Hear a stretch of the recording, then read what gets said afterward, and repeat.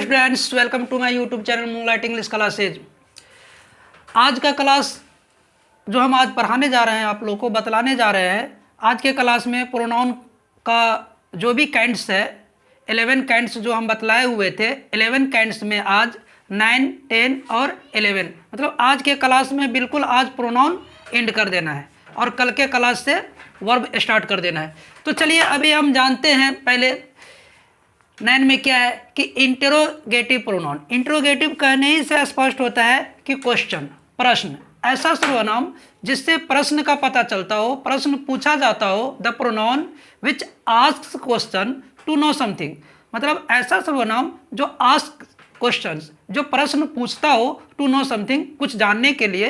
तो ऐसे सर्वनाम को क्या कहते हैं हम? इंट्रोगेटिव सर्वनाम कहते हैं या इंट्रोगेटिव प्रोनाउन कहते हैं।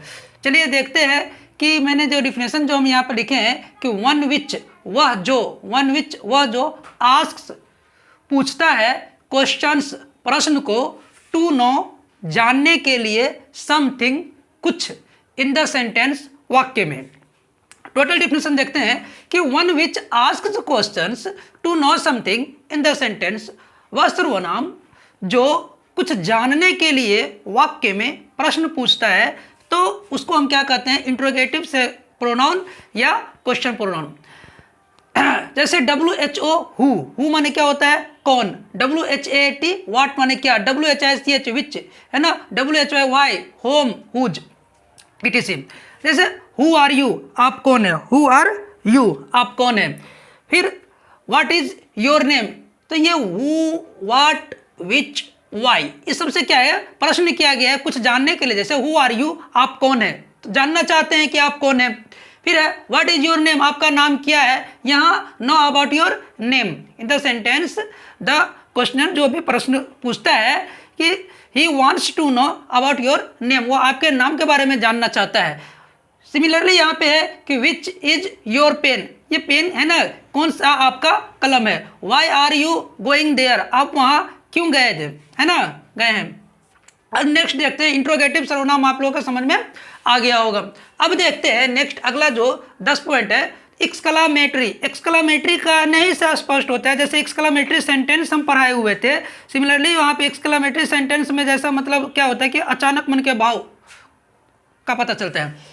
तो यहाँ भी क्या होता है कि एक्सक्लामेटरी प्रोनाउन में वन विच वह जो मेक अ सडन फीलिंग, मतलब अचानक भाव को, है ना, बनाता है, इज कॉल्ड एक्सक्लामेटरी सेंटेंस। वह जो अचानक एहसास या विचार को बनाता है, अचानक जो मन में जैसे हम सोचे भी नहीं है और अचानक वह चीज हो जाए, है ना।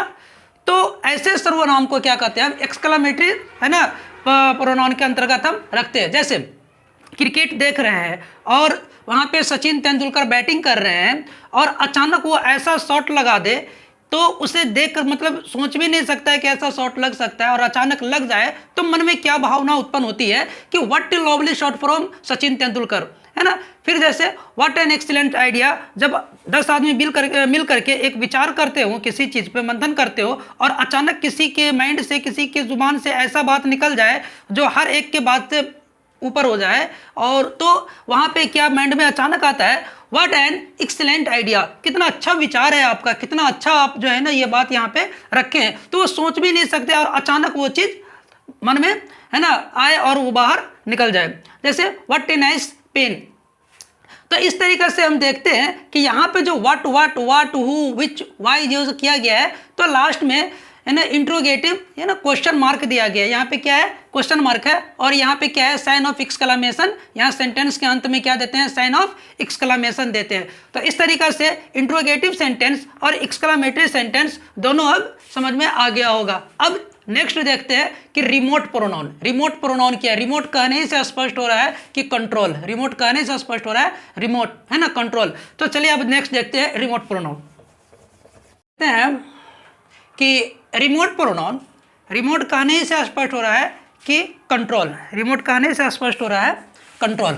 तो रिमोट प्रोनाउन वन विच वह जो कंट्रोल्स, मतलब नियंत्रण करता है, द कन्फ्यूजन, दुविधा को, ऑफ द होल प्रोनाउंस, है ना, ये संपूर्ण, ये पूरे प्रोनाउन में जो दुविधा होती है, ऐसा वर्ड जिस वर्ड से समझने में दिक्कत होता है कि ये क्या है, हम इसका क्या मतलब, इसका हम इस्तेमाल करें, इसका क्या माना होगा। तो इस तरीक़ा से पूरे प्रोनाउन की कन्फ्यूज़न होने वाले जो वर्ड होते हैं उस वर्ड को ये रिमोट प्रोनाउन क्या करता है, दूर करता है। चलिए देखते हैं कि व्हाट क्या है। व्हाट माने क्या होता है, व्हाट माने क्या होता है, व्हाट माने क्या होता है, क्या होता है। तो जब इंट्रोगेटिव सेंटेंस में जब व्हाट आएगा, जब इंट्रोगेटिव सेंटेंस में व्हाट आएगा तब उसका मतलब क्या होता है, और वही व्हाट एक्सक्लामेटरी सेंटेंस में जब आएगा तो क्या होता है। और यहाँ पे अभी तुरंत जो मैंने अभी पढ़ाए हैं इंट्रोगेटिव प्रोनाउन, तो वहाँ हम अभी तुरंत हम बोले हैं आप लोगों को कि क्या जो होता है ना, तो इंट्रोगेटिव में जो है ना ये साइन ऑफ इंट्रोगेशन होता है, ये मतलब क्वेश्चन मार्क होता है। क्या होता है, क्वेश्चन मार्क होता है सेंटेंस में। और जब वही एक्सक्लामेटरी सेंटेंस में व्हाट का जो इस्तेमाल कर, जैसे what A lovely shot from Sachin Tendulkar, अभी बोले हैं ना कि what A lovely shot from Sachin Tendulkar का, तो वहाँ पे तो व्हाट जो होगा तो वहाँ सेंटेंस के लास्ट में साइन ऑफ एक्सक्लामेशन आएगा। क्या आएगा, साइन ऑफ एक्सक्लामेशन आएगा। चलिए नेक्स्ट देखते हैं कि डेट माने कल जो रिलेटिव प्रोनाउन जो हम पढ़ाए हुए थे तो उसमें हम बतलाए हुए थे कि डेट का मतलब होता है जो, डेट का मतलब होता है जो, और जो लिविंग और नॉन लिविंग जो हम बतलाए हुए थे कि नॉन लिविंग और नॉन लिविंग, वन और हु और विच के बारे में, कि हु और विच, और डेट का मतलब होता है जो। तो ये डेट का मतलब जो होता है रिलेटिव प्रोनाउन में, तो ये लिविंग और नॉन लिविंग दोनों थिंग्स के लिए आता है। तो रिलेटिव प्रोनाउन में जब इसका डेट का इस्तेमाल होगा तो वो होता है जो, और जब इसी को डिमॉन्स्ट्रेटिव प्रोनाउन में जब होगा तो वो डिमॉन्स्ट्रेटिव में डेट का मतलब हो जाता है वह, जैसे डेट इज माई पेन, वह मेरा क्या है, कलम है। तो डिमॉन्स्ट्रेटिव प्रोनाउन में डेट का हो जाएगा वह, और रिलेटिव प्रोनाउन में हो जाएगा जो। फिर नेक्स्ट देखते हैं कि हु और विच, जो अभी तुरंत मैंने बतलाया कि हु का मतलब होता है जो, किस प्रोनाउन में होता है रिलेटिव प्रोनाउन में हु का मतलब होता है जो, और हु और विच दोनों का मतलब होता है जो। और हु और विच जब इंट्रोगेटिव प्रोनाउन में आता है तो इसका मतलब होता है हु का मतलब होता है कौन, हु का मतलब होता है कौन, और यहाँ पे क्या होगा, क्वेश्चन मार्क आएगा लास्ट में। तो इस तरीक़ा से आज के क्लास में आपका प्रोनाउन का जो भी हम काइंड्स हम पढ़ाए हुए थे 11 काइंड्स ऑफ प्रोनाउन, उसका द एंड हो गया, उसका द एंड हो गया। कल के क्लास में हम वर्ब पढ़ाएंगे, कल के क्लास में वर्ब पढ़ाएंगे। तो अब जो भी मतलब जितने भी सर्वनाम का जो हम पढ़ाए हैं आप लोगों को, समझाए हैं अपने वीडियो के माध्यम से, तो किसी भी सर्वनाम में अगर आप लोगों को कहीं अगर प्रॉब्लम होता है, समझने में दिक्कत अगर होता है, तो आप कमेंट सेशन में हमें कमेंट करके जरूर बतलाएं, ताकि मैं उस चीज़ को और भी सही तरीके से मैं नेक्स्ट वीडियो में आप लोगों के बीच ला सकूं।